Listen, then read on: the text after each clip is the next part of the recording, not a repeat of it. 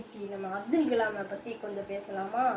அப்துல் கலாம்கிட்ட போய் நீங்கள் கேட்டிருந்தீங்கன்னா எதை நீங்கள் உலகத்திலே ரொம்ப பெரிய சாதனையான்னு நினைக்கிறீங்க அப்படின்னு கேட்டிருந்தீங்கன்னா அவர் சொல்லியிருப்பாரு, நான் நான் அக்னி ஏவுகணையை தான் தான் ரொம்ப பெரிய சாதனையான்னு நினைக்கிறேன் அப்படின்னு சொல்லுவார். நீங்கள் நினைக்கிறீங்க, ஆனால் அது தப்பு.